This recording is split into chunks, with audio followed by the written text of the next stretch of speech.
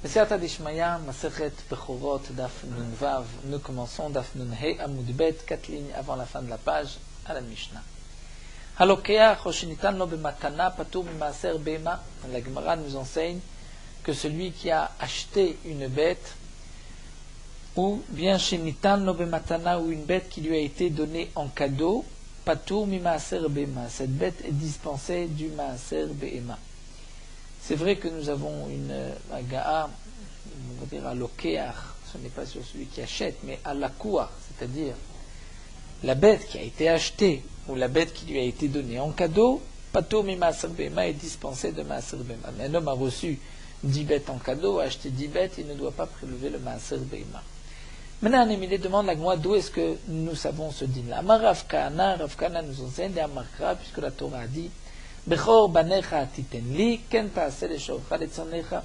Nous avons dans le pasouk le din du Pidyon Aben qui est juxtaposé avec le din du Bechor, du Shor et du Tzon, du gros bétail, du menu bétail.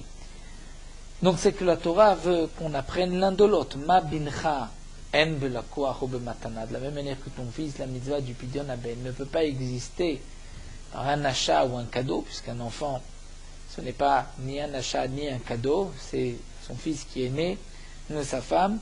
Donc de même, nous dit la Torah, de même le din qu'on va apprendre de ton menu bétail et du gros bétail, ce n'est pas lorsqu'il a été acheté ou reçu en cadeau. Mais la Gemara s'étonne, on est en train de parler dans notre Mishnah du Maaser Behema, et Rav Kahana nous rapporte un pasouk concernant le din du Bechor.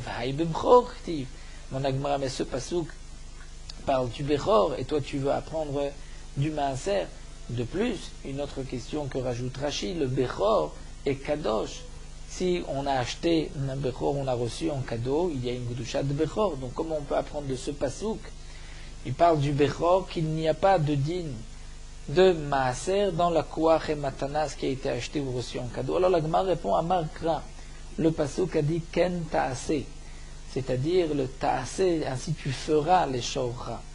Et comme nous explique la Gemara, Imeno Inyan le Bechor, Telo Ite Be'asiya. Le pasouk ne peut pas parler du Bechor, puisque le Bechor, il n'y a rien à faire, on n'a même pas besoin d'être Makdish, le Bechor, de dire qu'il est Kadosh, puisqu'il est Kadosh automatiquement, Mirerem, depuis la naissance, que la Gemara dit de Berechem Kadosh, dire dès qu'il sort du ventre de sa mère, le Bechor, la bête est Kadosh, nous n'avons pas besoin de la sanctifier. Pourtant, le pasouk ici nous dit Kenta Aseh, ainsi tu feras. C'est que le pasouk nous parle ici d'autres choses aussi. Tno inyan le maaser be'ema. Donc on va apprendre de ce pasouk, le Kenta Aseh fait une allusion ici au maaser be'ema, qu'on ne pourra donc, on a de mitzvah de maaser be'ema, que ce qui est comme le Bechor banecha de ton fils, c'est-à-dire qu'il n'a pas été acheté ou qu'il n'a pas été reçu en cadeau. La Gemara poursuit ve'ema. Alors peut-être que tu devrais dire, c'est vrai que ce pasouk ne peut pas s'expliquer à propos du Bechor, puisqu'il n'y a pas de Asiya, le Bechor est de par lui-même Kadosh, mais peut-être que le pasouk ne parle pas de Maaser, peut-être que Tno Inyan le Khatat le Hacham, tu pourrais dire que le pasouk nous parle du Korban Khatat ou du Hacham, que tu ne pourras pas apporter un Korban Khatat si c'est une bête que tu as achetée ou si c'est une bête que tu as reçue en cadeau. La Gemara répond Dumia de Bincha. Dans ce pasouk, on apprend un din à propos donc, du Maaser. Pourquoi? Parce qu'il faut que ce din ressemble, ce qu'on va apprendre doit ressembler à Bincha. Et ma Bincha, sheno Baal Ched, de la même manière que Bincha, ton fils, le din de Pidyon ne vient pas sur une faute. Donc ce que nous allons apprendre, Aftsoncha Veshorcha, le bétail, le gros bétail, où la Torah dit que ce din qui est mentionné dans le pasouk n'est pas ni Belakoir si tu as acheté, ni si tu as reçu en cadeau, c'est lorsque ça ressemble, c'est-à-dire sheno Baal Ched qui ne vient pas pour une faute. Donc il ne s'agit pas du Korban Khatat Ve'Hacham qui sont apportés pour une faute. Il ne s'agit donc obligatoirement que du Korban Maaser. La Gemara poursuit Ve'ema, peut-être que notre nous il y a un Le'ola avec Shlamim, peut-être que le pasouk vient de dire qu'un Korban Ola ou un Korban Shlamim qui ne viennent pas pour une faute, ces Korbanot ne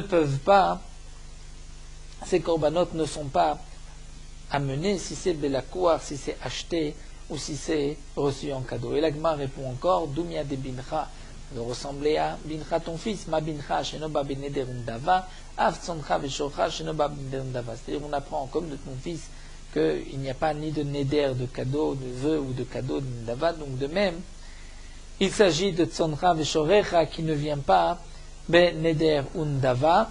Donc, c'est pour cela qu'on parle du Maaser et on ne parle pas du Ola ou Shlamim qui peuvent venir Neder Undava.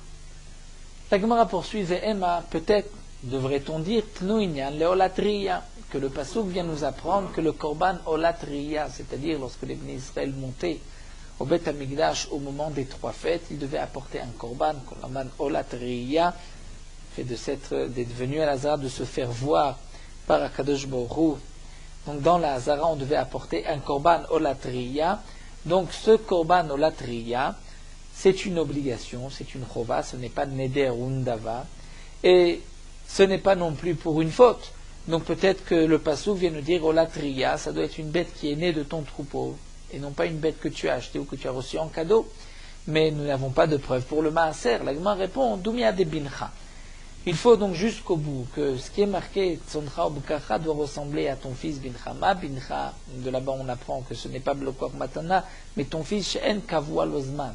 C'est-à-dire le din de Pidyon n'a pas de Zman Kavua. Rashi nous explique, c'est-à-dire il n'y a pas un moment précis où il est Kadosh. Dès qu'il naît, il est Kadosh.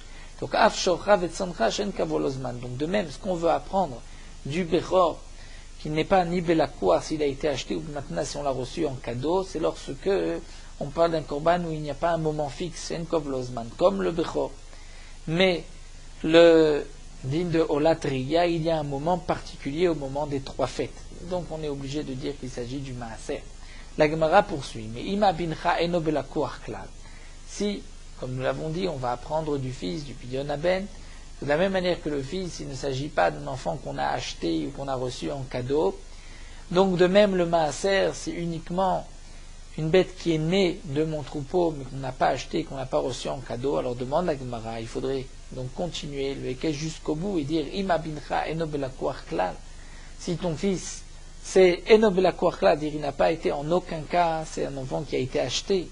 Af shocha vetzoncha eno belakoua klal. Donc tu devrais dire que le Maaser, on doit prélever le maaser seulement d'une bête que tu n'as pas du tout achetée, c'est-à-dire en aucun cas il n'y a pas du tout d'acquisition, ou il n'a pas du tout été donné en cadeau, et pourtant, Alama Amar Ravasi, Amar Rabbi Yochanan, pourtant, pourquoi Ravasi dit au nom de Rabbi Yochanan que la kar Asara Ubarim B'Meiman, si un homme a acheté 10 petits dans le ventre de leur mère, Kulam Nichnasim les dire les it aser. Les 10 qui vont naître. Prenons un exemple d'un homme qui a acheté à son prochain, il lui dit tu as 10 brebis qui portent un petit qui va naître, je t'achète les 10 ubarim, les 10 petits qui naîtront. Lorsque les petits vont naître, il devra les faire rentrer dans les dires, donc cet enclos pour prélever le maaser. Pourtant, c'est vrai que le maaser est né et qu'il les avait achetés avant la naissance, mais malgré tout, il les a achetés. Donc tu veux apprendre de Pidyon Aben, que le din de Maaser, ce n'est pas lorsque j'ai acheté 10 bêtes. Mais alors va jusqu'au bout, de la même manière que le Pidyon Aben, il n'y a pas du tout eu d'acquisition. Donc là aussi, le Maaser, c'est uniquement lorsque la bête est née d'une bête qui m'appartenait et non pas lorsque j'ai acheté, même si j'ai acheté avant la naissance. Et pourtant, Ravasi nous dit au nom de Rabbi Yochanan ici, que si on a acheté une bête avant la naissance, il y a un chiyuv de Maaser. Amar Rava va répondre à Markra. Le pasuk a dit Ken ta'ase le shocha, c'est-à-dire Bisha'at asiya miyeta katuv. Ken ta'ase, ainsi tu feras. À quel moment on va sanctifier le maaser? C'est lorsque la bête est née, mais elle est là et qu'on va la faire passer par l'enclos. Et bien c'est à ce moment-là que la Torah dit Bisha'at asiya miyeta katuv. La Torah dit il ne faut pas un moment où tu peux prendre la bête et prélever le maaser, il ne faut pas que cette bête ait été achetée ou que tu l'aies reçue en cadeau. Mais si tu as acheté la bête alors qu'elle était encore dans le ventre de sa mère, à ce moment-là tu ne pouvais pas prélever le maaser, donc il n'y avait pas de taasé. Donc là, même si c'est une acquisition, ce n'est pas grave. Donc ainsi la Gemara a répondu et a expliqué le din de la Mishnah, où nous avons vu qu'une bête qui a été achetée ou qu'on a reçue en cadeau, on est dispensé du maaser behema. Donc Rav Kahana nous dit, nous l'apprenons du pasuk, Bechor banecha titenli, ken taaseh shofcha letzonecha. On apprend du Bechor, du Pidyon Aben, de ton fils que tu n'as ni acheté ni reçu en cadeau. Donc de même, Shofcha et Tzonecha, et comme nous avons expliqué Soncha ou Shorcha, il ne peut s'agir que du Maaser, c'est uniquement une bête qui est née de ton troupeau et non pas une bête que tu as achetée ou que tu as reçue en cadeau. La Gemara va reprendre le dernier din que nous avons vu, Goufa. Amara Basi Amara Rabbi Yochanan, dans le cas où on a acheté 10 moutons qui vont naître, c'est-à-dire lorsqu'ils sont encore dans le ventre de la brebis. Goufa. Amara Basi Amara Rabbi Yochanan, la Karasara Ubrim Bemeima, un homme qui a acheté 10 petits dans le ventre de leur mère, Kulam Nichnasim, les dir litasser. Lorsque les bêtes vont naître, 10 moutons sont nés, on prendra les 10 pour les faire rentrer dans les dires dans cet enclos pour prélever le maaser. Va maintenant. Demande la Gemara, pourtant nous avons appris dans la Mishnah Alokua, Choshinitanum Matanapatum Maaser Beima, que ce qui a été acheté ou reçu en cadeau, on est dispensé du Maaser Beima. Là aussi, on l'a acheté. Amar Rabbi Lazar, Rabbi Lazar dit, Rabbi Yochanan Chazai Bechilma. J'ai vu en rêve cette nuit Rabbi Yochanan, donc certainement, Milta Me'alia Amina, c'est que je vais dire quelque chose de sensé. Et donc, je vais répondre, Amar Kra, la Torah a dit Ta'ase, Meshat Asiya Mieta Katuv, comme nous l'avons vu plus haut. Donc, puisque c'est marqué Ken Ta'ase, les Shorecha, de là où on apprend que le Maaser ne peut pas être ni acheté ni reçu en cadeau, c'est marqué Ken Ta'ase, c'est-à-dire que ce din-là est uniquement à partir du moment où il y a une action Ta'ase, c'est-à-dire au moment où on pourrait prélever le Maaser, sanctifier le Maaser, c'est uniquement après la naissance. Mais si on a acheté avant la naissance, il y a malgré tout un chiyuv Maaser. Et Yvé, Rabbi Shimon ben Eliakim, le Rabbi Lazar.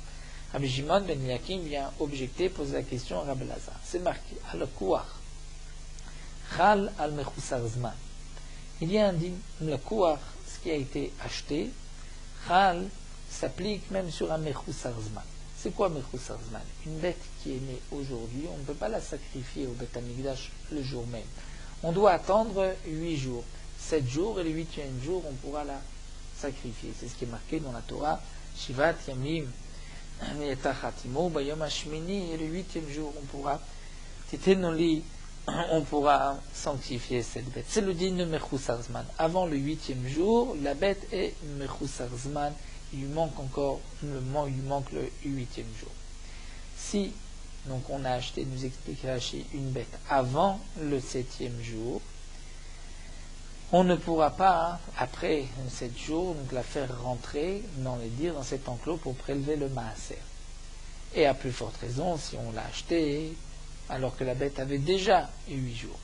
Mais en tout cas, nous voyons ici qu'une bête que j'ai achetée avant le 8e jour, il n'y a pas de din, on est dispensé de maaser. Pourtant, la Gemara vient de nous dire, d'après Rabbi Lazar, que ce din, si on a acheté ou reçu en cadeau, on est dispensé de maaser, c'est seulement ken ta'aseh.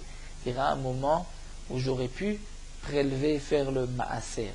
Mais avant le 8e jour, je ne peux pas prélever le maaser de cette bête, je ne vais pas la faire rentrer dans l'enclos. Si c'est ainsi, c'est comme si j'ai acheté cette bête alors qu'elle était encore dans le ventre de sa mère.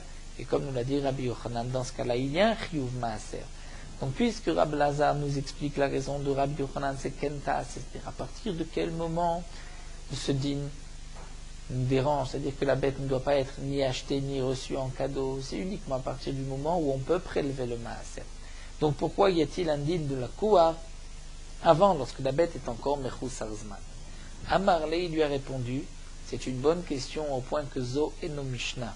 On va dire que ce qui est marqué ici n'est pas une Mishnah. Il faut donc enlever cette ligne effacée, c'est vrai que ce n'est pas juste. Mais malgré tout, si tu veux dire que c'est juste, je te dirai Rabbi Shimon ben Yehuda, que l'auteur de cette Mishnah c'est Rabbi Shimon ben Yehuda, au nom Mishum Rabbi Shimon, qui lui a dit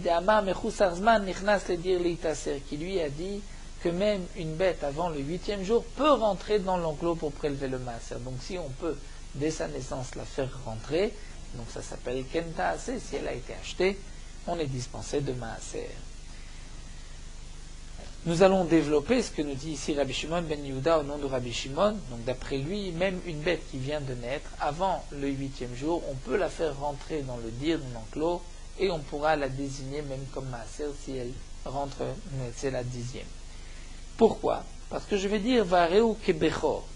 Cette bête est comme le Bechor. N'est-ce pas que ma Bechor Kadosh lifnei zmano, n'est-ce pas qu'un Bechor, une bête qui est née, un veau qui naît, un mouton qui naît, qui est Bechor, il est Kadosh dès qu'il naît.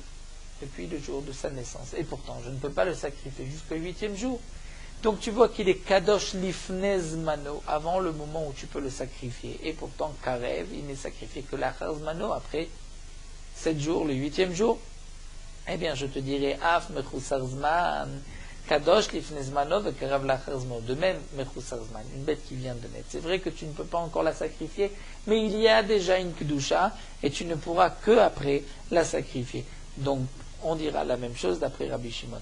Un homme a une bête qui vient de naître, elle peut rentrer cette bête dans l'enclos, même si je vais la désigner, elle rentre la 10e et je vais dire Zema Aser, elle est kadosh, elle ne sera sacrifiée que plus tard, lorsqu'arrivera le 8e jour, mais malgré tout, elle est kadosh dès aujourd'hui.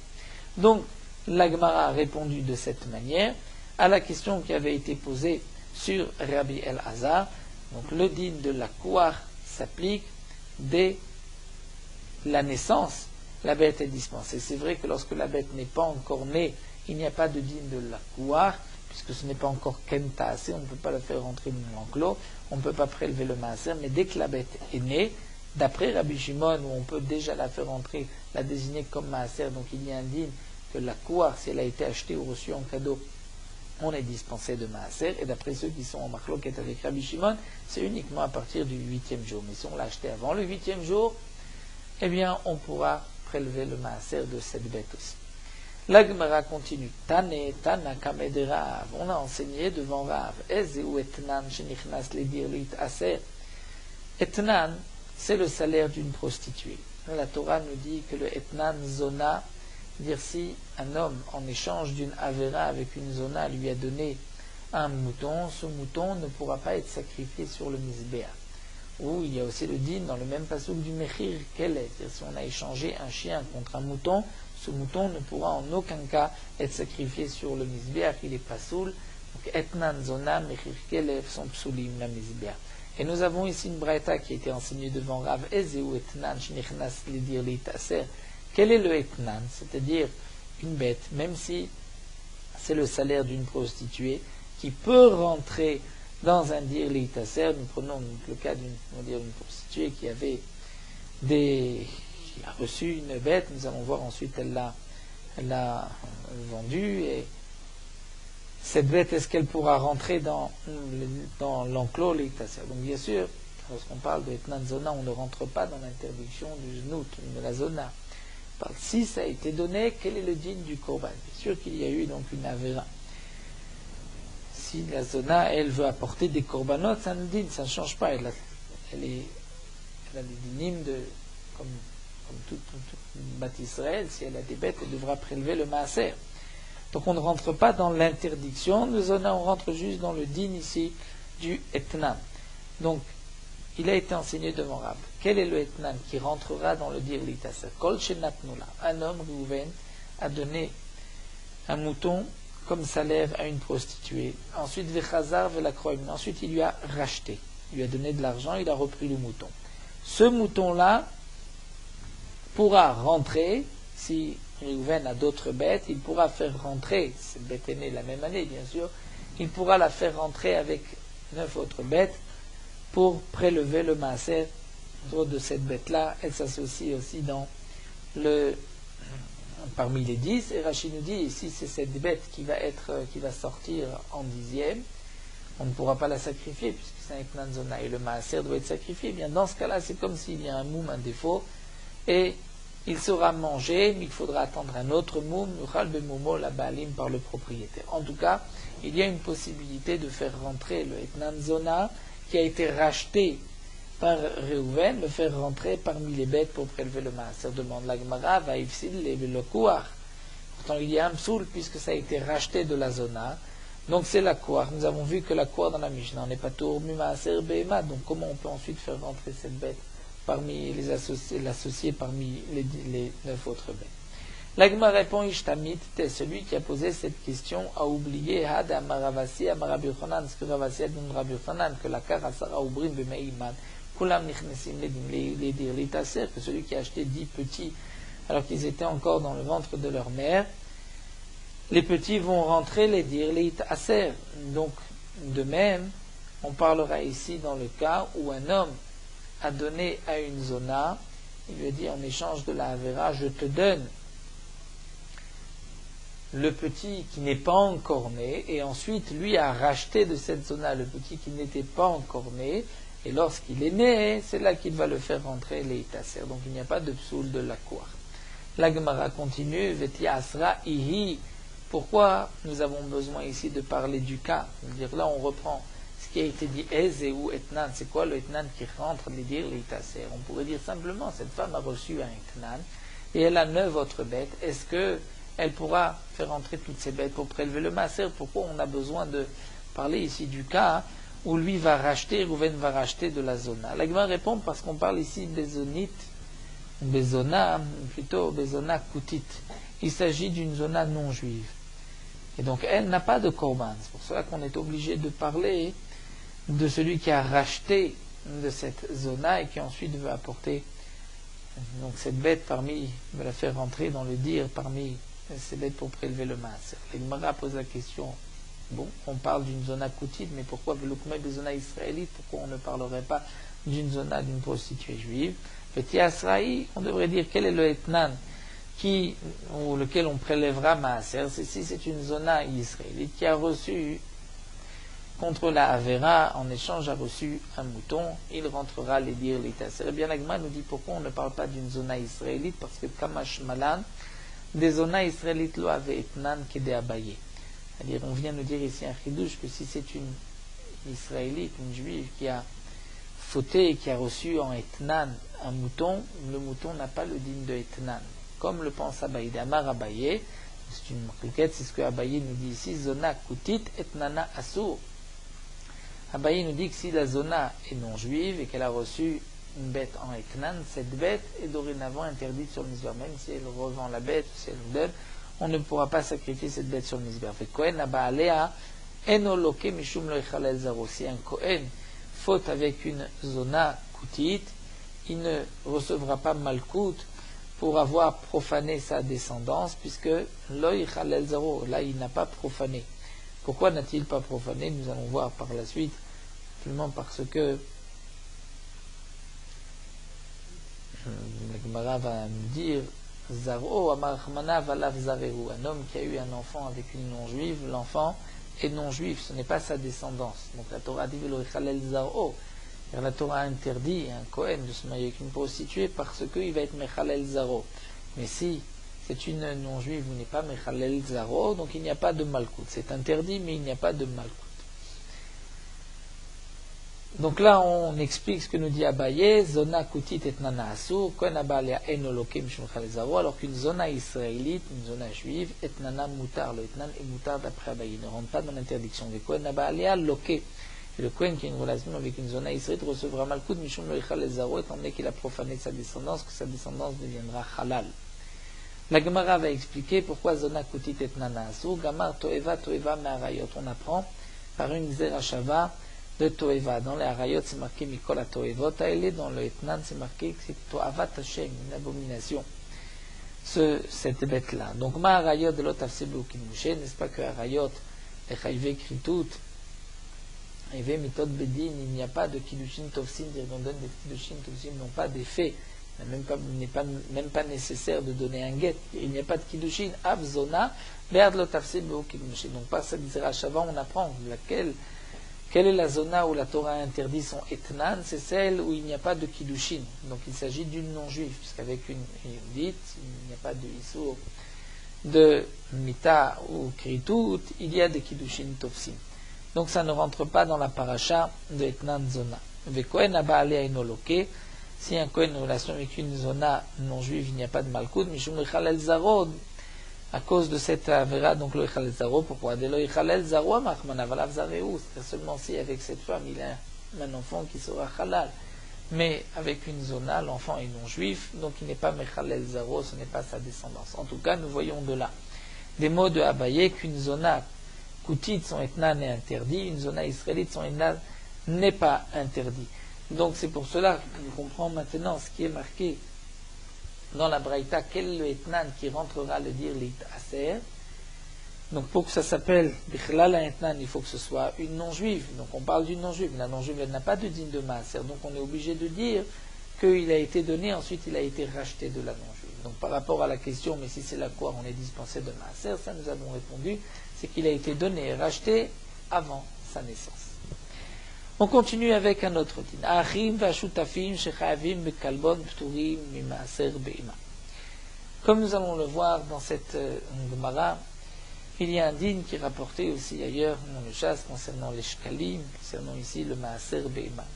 Les frères qui, après le décès de leur père, ont partagé les biens du père et ensuite se sont associés. C'est comme deux associés qui se retrouvent maintenant, on ne considère pas qu'ils reviennent à la case de départ, c'est-à-dire comme s'ils avaient encore tous les biens du père avant l'héritage, bien que maintenant ils se sont associés. Mais avant l'héritage, les biens du père sont appelés Tfisat Habayit, c'est-à-dire c'est la maison avant que le père, comme si le père n'était pas encore mort. Nous verrons dans la Gemara que les associés sont dispensés de Maaser Beima, mais il y a un autre din concernant les associés, c'est que lorsque deux associés apportent le Machatzit à Shekel, à l'époque du Beth Amikdash, le juif devait apporter une fois par an Machatzit à Shekel, un demi-shekel, un demi-sela, pour participer au Korbanot. C'était sa participation au Korbanot, Korban Tamid et tous les autres Korbanot Moussaf qui étaient des Korbanot Tzibour. Lorsqu'un homme donne un Machatzit à Shekel, il doit rajouter un kalbon, c'est-à-dire il doit rajouter une petite somme, une petite pièce. Lorsque deux personnes vont donner en même temps un sela, ils vont donner un sela, mais il y a un demi-sela, un demi-shekel pour chacun, il faut rajouter un kalbon, à condition que ces deux associés qui apportent leur machatzit à shekel ensemble. Mais si c'est tfusat habayit, c'est-à-dire avant qu'on ait partagé l'héritage du père, qu'on va prendre un sela pour le machatzit à shekel de deux enfants, c'est comme si c'est le père qui donne machatzit à shekel pour ses enfants, ils sont dispensés du kalbon de rajouter une pièce en plus. Donc la Mishnah vient nous dire ici, Achin, Aha, Shutafim, on va suivre la Girsa du bas, du Shita Mekubet, c'est les frères qui sont maintenant associés, c'est-à-dire ils ont déjà partagé les biens de leur père et ensuite ils se sont associés. Lorsque chez Chaevim et Kalbon, ils ont une obligation de donner le Kalbon, lorsqu'ils donnent deux demi-shekel, ils donnent une pièce, un sela, ils doivent rajouter un Kalbon, c'est-à-dire une petite somme qui fait, si on peut dire, le poids, c'est un peu comme lorsque, dit Rashi,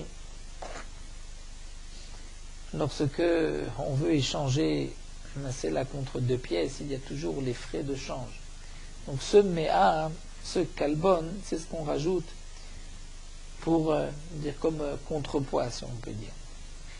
Donc lorsque les frères sont chaevim be kalbon parce qu'ils se sont associés, donc des shutafim ont une obligation de kalbon, mais ils sont pturim maaser behema tant qu'ils sont associés, puisqu'il n'y a pas de din de maaser behema pour deux associés. Et lorsque les frères sont chayavim be maaser behema, c'est-à-dire qu'ils n'ont pas partagé les biens du père, à ce moment-là, pturim mina kalbon, s'ils donnent ensemble le machatzit à shekel, ils sont dispensés du kalbon, puisque c'est comme si c'est le père qui donne pour ses deux enfants. Donc la Mishnah va nous expliquer Kanu mitfisat habayit chayavim vim la pturim. Dire s'ils ont kanu, dire s'ils ont pris tfisat habayit, c'est-à-dire que les bêtes sont tombées en héritage de leur père et qu'ils n'ont pas partagé l'héritage, là il y a une obligation de maaser, puisque c'est les biens d'une seule personne comme les biens du père. Vim l'avait, sinon pturim. Ils sont pturim. Si ensuite chalku vechazru venishtatfu, si ils ont partagé, ensuite ils se sont réassociés, chayavim bekalbon ou pturim maaser bema. Ils sont donc chayav du kalbon comme deux associés, mais ils sont dispensés du maaser bema, puisque deux associés sont dispensés du maaser bema. Nous allons reprendre bien sûr toute cette Mishnah et l'expliquer. Tanura Banan, la Gemara nous rapporte une braïta. D'où est-ce qu'on sait que deux associés sont dispensés de maaser bema? Puisque c'est marqué Yelach. Yelach velo shel shutfut. Et le pasuk nous dit Ba'adam ba bema Yelach. Rashi explique, c'est-à-dire de la bête ou de hommes, donc ton fils, ou le premier-né d'une bête, Asher Yelach, qui seront à toi, c'est là que tu devras racheter le Bechor Adam, Bechor Behemat Tivli. Donc de ce passouk qu'on apprend Yelach, c'est-à-dire que tu as, Velo Shel Shutfut. C'est-à-dire seulement si c'est à toi, mais pas à deux associés.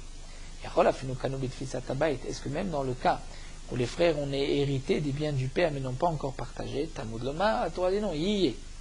Yiyé, c'est-à-dire, le passouk rajoute Yiyé, l'art sera, ça vient inclure, et dans tous les cas, tiens un chiyuv de maaser. Donc d'abord on est d'Oresh. Que tu devras donner Yelach, c'est-à-dire de ce qui est à toi, uniquement à toi, et pas de ce que tu as en association. Mais le Yé vient dire que même si c'est un héritage, et qu'il est hérité, et il est héritier avec son frère, ils ont hérité, mais ils n'ont pas partagé, le Yé vient dire que dans ce cas-là, il y a un chiyuv de donner le maaser. Mais la Gemara pose la question, comment tu peux apprendre de ce passouk pour le maaser? Ce passouk nous parle du Bechor, comme nous l'avons lu, nous l'avons expliqué. La Gemara répond, non, on ne peut pas parler du Bechor. Pourquoi? Daïté Beshutfut. Puisque le din du Bechor s'applique même Beshutfut dirtiv ou Bechorot Bekarchem et Tzonechem. La Torah parle du Bechor au pluriel de vos troupeaux, vos gros bétail, vos menus bétail. Donc, Noïnian les Maaser Bema, tu vas utiliser le passouk Maaser Bema. C'est une des manières d'être Doresh la Torah. Lorsque la Torah nous enseigne un din, comme ici, pour le Bechor, et que ce din ne peut pas s'appliquer pour le Bechor, puisque ailleurs la Torah dit que deux Shutafim ont un chiyuv de Bechor, donc obligatoirement on va expliquer ce passouk pour le Maaser, et donc pour le Maaser Bema, deux associés sont dispensés. Amar Rabbi Yirmiyah vient en vérité reprendre la Mishnah et rajouter, vient dire, Pa'amim Shchayavim Bezeh ou Bazeh. Parfois, ils sont les frères Chayavim, Bezeh ou Bazeh, c'est-à-dire du Kalbon et du Maaser Bema. Pa'amim, Pturim Mizeh ou Mizeh, ils sont dispensés des deux. Pa'amim, Shchayavim, Bekalbon, Pturim Maaser, parfois ils sont Chayav du Kalbon, dispensés du Maaser Bema, et parfois c'est le contraire, Pa'amim, Shchayavim, Maaser Bema, ils sont dispensés du Kalbon. Comment cela? Chayavim, Bezeh ou Bazeh, lorsqu'ils sont obligés de payer le Kalbon et Maaser Bema, Shechalkou, Beksafim, Lo Chalkou, Bema, ils ont partagé les biens du père, mais uniquement l'argent, mais pas les bêtes. Donc par rapport aux bêtes, c'est encore Tfusat Habayit, l'héritage du père. Donc il y a un chiyuv de Maaser Bema par rapport à l'argent. C'est comme deux associés, ils ont partagé. Donc là, il faut, même s'ils ont donné ensemble, il faut de rajouter le kalbon. Dans quel cas, Pturim Mizeh ou Mizeh, Shchalkou Bebema, V'lo Biksafim, ils ont partagé les bêtes. Donc même s'ils se sont associés, mais ils sont dispensés de Maaser Bema, mais puisqu'ils n'ont pas partagé l'argent, alors là, ils sont Pturim du kalbon. C'est comme c'est le père qui donnait le kalbon. Dans quel cas, Chayavim be kalbon ou pturim mi maaser beima. Dans quel cas il y a un chiyuv que du kalbon et pas de maaser beima. Shechalkou bezeh ou bezeh. Ils ont partagé et l'argent et les bêtes. Donc pour les bêtes, si maintenant ils se sont réassociés, c'est indigne de shutafim, ils sont dispensés de maaser beima. Mais pour le kalbon, ils sont maintenant chayavim comme deux associés qui donnent un sela pour les deux. Et dans quel cas, chayavim be maaser beima ou pturim min kalbon. Ils n'ont ni partagé ni l'un ni l'autre.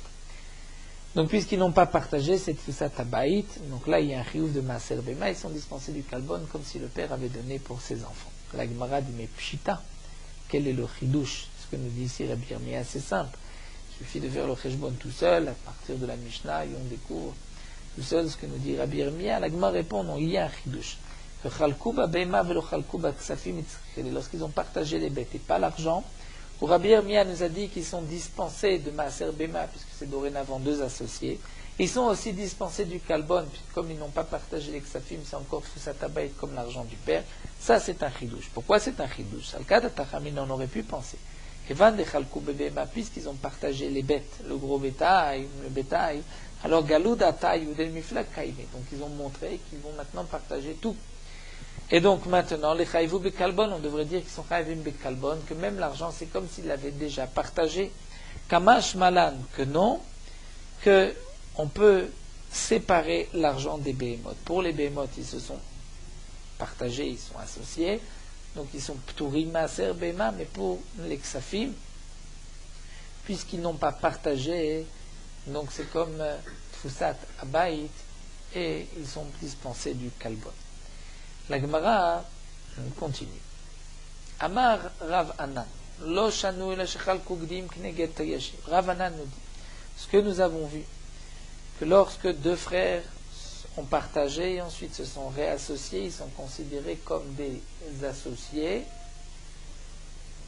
et qui sont dispensés du Maaser Behema, c'est uniquement chez Chalku Gdim Kneged Tayashim. Dans l'héritage, ils avaient partagé, l'un a pris les Gdim contre les Tayashim, c'est-à-dire ils n'ont pas partagé, l'un a pris une sorte de bête, l'autre a pris une autre sorte de bête. Donc ils ont pris Gdim, c'est-à-dire les agneaux, contre les Tayashim, contre les boucs. L'autre a pris Tayashim, Kneged Gdim. C'est-à-dire le père a laissé, on va dire, un troupeau de Gdim, un troupeau de Tayashim, de boucs. Normalement, les frères ont chacun la moitié des Gdim et la moitié des Tayashim. Et là, l'un a pris tous les agneaux, l'autre a pris tous les boucs. Dans ce cas-là, dit Ravanan, là, il y a eu un partage qui ressemble à un achat, comme nous verrons les Kohot, puisque Rashi nous explique que lorsque le père est décédé, les enfants devaient recevoir, on va dire qu'il y avait 2 enfants, chacun devait recevoir la moitié des Gdim et la moitié des Tayashim. Donc s'ils avaient reçu, comme nous allons le voir, la moitié chacun des Gdim, la moitié des Tayashim, et qu'ensuite ils se réassocient, bien là la Gemara va nous dire ils reviennent au stade d'avant le partage. Parce que lorsque l'un a reçu, il a reçu la part qu'il devait recevoir. Mais lorsque l'un a reçu les Gdim et l'autre Tayashim, en vérité, celui qui a reçu tous les Gdim, c'est comme s'il a fait un échange avec son frère. Et il prend plus de Gdim en échange de Tayashim. Donc là, on ne peut pas dire que lorsqu'il se retrouve, c'est comme s'il se retrouve au stade premier. Non, même lorsqu'ils se retrouvent, c'est comme 2 personnes qui s'associent. Et c'est pour cela qu'ils sont dispensés du Maaser Behema. Donc dans les mots, Amaravana, Lo Shanushrat Kugdim Keneged Tayashim Tayashim Kenegdim, et dans quel cas ils sont dispensés du Maaser Behema, même lorsque ils vont s'associer, et c'est lorsqu'ils avaient partagé, l'un a pris les agneaux, l'autre a pris les boucs. Aval Chakou Gdim Keneged Gdim, et s'ils ont pris chacun la moitié des agneaux, et Tayashim Keneged Tayashim, et la moitié chacun a pris des boucs. Donc je vais dire, Omer Zechel Koa Magia Misha Rishona, que lorsque l'un a reçu, je veux dire, Ouvrar Davar, que ça c'était l'héritage qu'il devait recevoir au moment du décès du père. Et donc lorsqu'ils vont maintenant s'associer, je vais dire que c'est comme s'il revient la Tfisa Tabaït, puisque c'est comme s'il porte encore l'héritage. Puisque chacun a l'héritage de son père. C'est la part qu'il devait recevoir d'héritage. Si l'un prend que des agneaux, l'autre que des moutons, que des boucs, ce n'est pas... On peut dire que chacun a reçu son héritage. Ils devaient recevoir la moitié. Ils se sont échangés. C'est comme s'ils ont fait une transaction de leur héritage. Donc là, lorsqu'ils vont s'associer, on ne dit pas qu'ils reviennent à la Tfisa Tabaït. Le Rav Nachman va dire non. Même s'ils ont partagé, l'un a pris 5 agneaux contre 5 agneaux, l'autre a pris 5 moutons contre 5 moutons, on ne dira pas que chacun a reçu la part qu'il devait recevoir, c'est-à-dire qu'il devait recevoir au départ. Pourquoi? Parce que En Brera. On ne dit pas ouvrir à devoir les mafra, que ça c'est la part d'héritage qu'il devait avoir. Peut-être que c'est les autres bêtes qu'il devait avoir. Et donc ces bêtes qu'il a pris, c'est en échange des autres bêtes que son frère a pris. Donc ça reste encore un achat. Et donc lorsqu'ils se retrouvent, ils s'associent, ils ne reviennent pas à Tfousa Tabaï. Donc ici la Gemara veut nous dire, un chidouche d'après Rav Anan, c'est bien que les frères se sont partagés les biens du père. Mais si on considère que chacun a reçu l'héritage que Ouvrar par Brera, Ouvrar Davar, que c'était la part qu'il devait recevoir, donc lorsqu'ils se retrouvent, c'est comme si l'héritage revient à la classe de départ, Tfousa Tabaït, et donc il y a un chiyuv de Maaser Behema. Mais Rav Nachman est cholek. Et Rab Lazar Amar, Rab Lazar dit, Lo shanu, ela shchalku tet keneged yud veyud keneged tet. Et Rab Lazar, ici nous allons voir Rabbi Yochanan, ont encore une fois la même machloquette que Rav Anan et Rav Nachman. Est-ce qu'on va dire Brera ou En Brera? Rab Lazar va dire Lo shanu, ela shchalku tet keneged yud. Et dans quel cas on va dire que lorsqu'ils se sont ensuite associés, c'est des associés qui sont dispensés du Maaser Behema, c'est lorsque, au départ, l'un a pris 9 contre 10, et l'autre a pris 10 contre 9. C'est-à-dire que les bêtes n'avaient pas la même valeur. L'un a pris 10 qui correspondent à 9 de son frère. Donc là, c'est effectivement comme un achat, puisqu'il y a un échange, une transaction, parce que normalement, chacun doit recevoir du que la moitié. On ne peut pas donner à la 9, à 10, on ne peut pas évaluer. Si l'héritage s'est fait sous cette forme, lorsqu'ensuite ils se retrouvent, ils s'associent, c'est vrai qu'ils ne reviennent pas comme avant l'héritage. Mais s'ils ont partagé 9 contre 9 et l'autre 10 contre 10, là, on va dire, c'est donc Ouvra Davar le Mafrek, c'était l'héritage qu'ils devaient recevoir. Et lorsqu'ensuite les frères vont s'associer, ils reviennent comme avant l'héritage à Tfusat Habayit et ils sont dispensés du Maaser Beima. Rabbi Yochanan dit non, Afilu Chalkute Shaknegete Shasra Knegete Sarah, En Omer Zechel Kwa Magem Misharishona Lekar. Rabbi Yochanan dit on ne dit pas Ouvra Davar Mafrak, c'était son héritage. Même là, peut-être qu'il devait recevoir les bêtes que son frère a pris et donc on va dire que c'est comme une transaction. Et si ensuite il s'associe, on ne dit pas qu'on revient au din de Tfusat Habayit. Et la Gemara continue de dire Rabbi Yochanan l'État. Mais ce que dit Rabbi Yochanan ici que En Brera, c'est ce qu'on retrouve ailleurs dans l'enseignement de Rabbi Yochanan, d'Amar Ravasi Amar Rabbi Yochanan. Ravasi a dit de Rabbi Yochanan, Achim Shechalku le Kuchotet, des frères qui ont partagé les biens du père en héritage. Ce sont comme deux acheteurs, ou Machzirim Zelazel Yovel. Et au Yovel, comme toute personne qui a acheté un terrain, il faut partager, il faut rendre le terrain au Yovel, et donc ils devront encore une fois le repartager. C'est un chidouche que nous dit Rabbi Yochanan, parce que normalement, pour un héritage, il n'y a pas de dîme qu'on doit rendre au Yovel. Donc Rabbi Yochanan considère que deux frères qui ont partagé les biens du père, même si l'un a pris, on va dire, la moitié d'un terrain, ou pris un terrain, l'autre a pris un autre terrain, ou du même terrain, ils ont pris chacun la moitié, on ne dit pas que chacun a reçu un héritage de la part qu'il devait recevoir au moment du décès du père. On ne dit pas Houvrar à Davar les Mafrek, c'était la part d'héritage qu'il devait recevoir. On va dire peut-être que non, il devait recevoir le terrain que son frère a pris. Seulement ils se sont échangés, c'est-à-dire sous cette forme, c'est-à-dire chacun est mochel, dit bon, comme on ne sait pas quel est le terrain que chacun doit recevoir, en brera. Donc l'un prend un terrain, et on va dire en échange, si c'était le terrain que ton frère devait recevoir, donc tu lui vends toi ton terrain contre celui-là. Mais donc c'est une transaction, c'est des couchottes.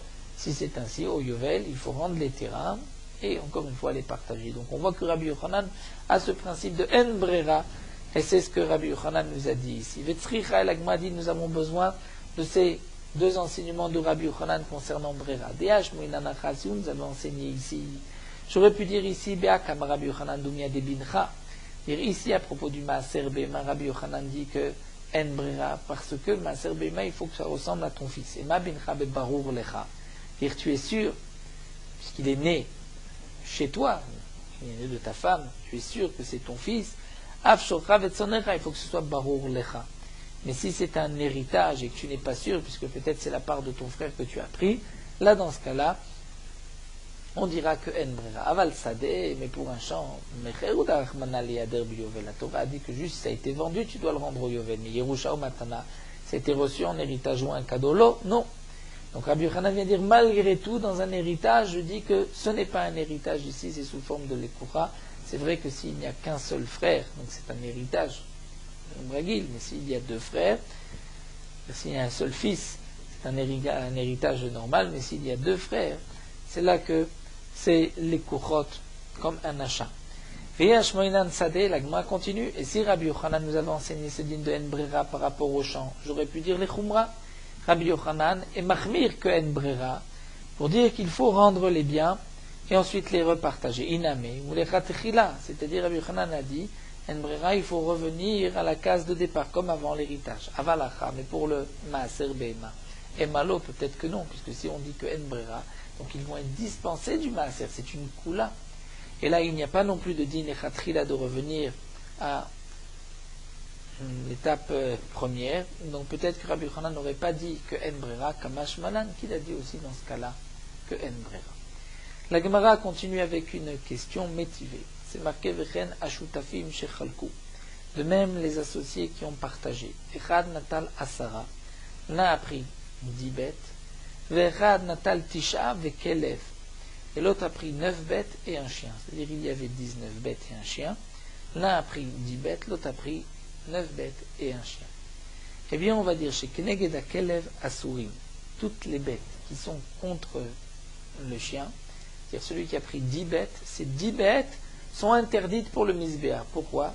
Puisque chaque bête est peut-être l'échange le Mechir Kelev, c'est-à-dire ce qui vient en échange du Kelev du chien. Mais chez Ima Kelev, les bêtes qui sont, donc les 9, que le Shutaf a reçu, l'associé a reçu avec le chien, eux sont moutarim, on pourra les sacrifier sur Misber, ce n'est pas Mechir Kelev.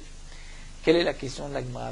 Amarta Yeshbra, si tu dis que Yeshbra, alors l'Ivrochad Mina Yulba de Kelev, celui qui a reçu 10, il va dire voilà, ça c'est une bête qui est contre le chien, cette bête, je ne pourrais pas la sacrifier, mais les 9 autres bêtes, je pourrais les sacrifier sur le Misber.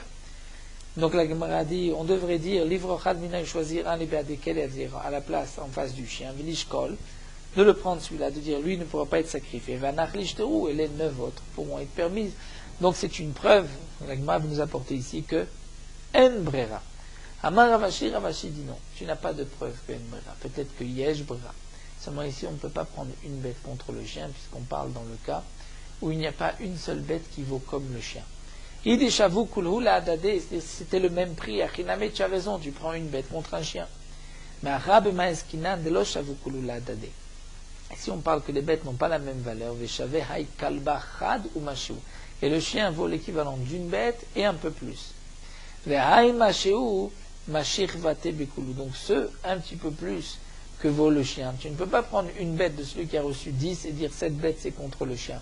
Puisque une bête n'est pas suffisant, une bête et un peu plus. Et ce un peu plus peut se trouver en vérité chez toutes les autres bêtes. Donc c'est pour cela que tu ne peux pas dire que tu prends une bête contre le chien qui serait interdit en tant que Mechir Kelev, mais le reste sera permis. Tout est interdit puisque il y a même avec dans les autres bêtes il y a un peu de la valeur du chien. Donc c'est pour cela que toutes les bêtes sont interdites, mais les bêtes, les 9 qui sont avec le chien sont permises. En tout cas, la Gemara nous a rapporté ici à travers le din de la Mishnah. Donc nous avons vu que Shutafim sont dispensés de Maaser Behema les associés. Nous avons vu que les frères qui ont partagé les biens du père, tout dépend si on considère que Yesh Brera, lorsqu'ensuite ils vont s'associer, est-ce qu'on considère que c'est comme Tfisa Tabaït, ils reviennent à case première, et donc il y a Riouf de Maaser, ou pas, on dira que Men Brera. Et que donc il n'y a pas, ce n'est pas comme un héritage où on revient maintenant à la vase première, donc c'est comme un achat, et ils se sont associés, ils seront dispensés du Maaser Bema. Donc à Gav, nous avons vu la chita de Rabbi Yochanan du din de Yesh Brera, En Brera. Rabbi Yochanan pense que En Brera, et donc la Gemara m'a terminé avec ce din-là. Nous avons vu aussi le din du Mechir Kelev. Nous allons nous arrêter à la Mishnah. Poursuivons avec Morot Halacha Daf Nunvav. Dans le Sefer Chassidim, il est rapporté que le nom de l'homme va lui amener du bien ou du mal. Dire un nom, il y a des noms, tout celui qui porte ce nom réussira. C'est ce que Yaakov a dit, Vikarebaim Shemi Veshem Avotai, c'est-à-dire que les gens vont ensuite nommer leurs enfants par mon nom et par le nom de mes ancêtres. Et ainsi, leurs enfants vont vivre et auront une descendance. Dans le Midrash, il est rapporté qu'il faut faire attention au nom, d'appeler son fils un nom qui peut lui permettre d'être sadique, puisque parfois le nom peut le rendre bien sadique, mais aussi peut le rendre rachat. Dans le Midrash, il est rapporté que Rabbi Meir était Doresh les noms, Rabbi Yoshua ben Kocha aussi était Doresh les noms. Par exemple, le nom Elimelech, qui signifie Elai Tavo Malchut, c'est-à-dire à moi viendra la royauté. Et son nom, Shem Ishto Naomi, dire que Shem Naomi, c'est-à-dire que ses actions étaient belles actions et agréables. Les deux enfants Machlon et Chilion, et Machlon, c'est qu'ils ont été exterminés du monde. Ils ont été enlevés du monde, et Kilion aussi, c'est la chaîne de Kalou, ils ont disparu du monde. Donc on voit que d'un côté, le nom de Naomi est un nom qui est positif, mais Machlon et Chilion, nom qui signifie qu'ils disparaissent de ce monde, c'est ce qui est arrivé aux deux enfants de Elimelech. Bien que les Chachamim ont dit Hachem Gorem, mais un homme ne doit pas dire que tout ce qui lui arrive, c'est à cause de son nom, puisque le nom n'est pas une xéra sur ce qui arrivera. Un homme qui fait attention d'être dans le bon chemin, son nom l'aidera. Mais s'il ne se conduit pas, à ce moment-là, même un beau nom ne l'aidera pas. Inversement aussi, celui qui a un mauvais nom mais qui se conduit bien, le mauvais nom n'aura pas d'influence pour lui. C'est ce que les Chachamim m'ont dit. Certains ont de beaux noms mais de mauvaises actions, d'autres ont de mauvais noms mais de bonnes actions. Là, nous voyons l'importance de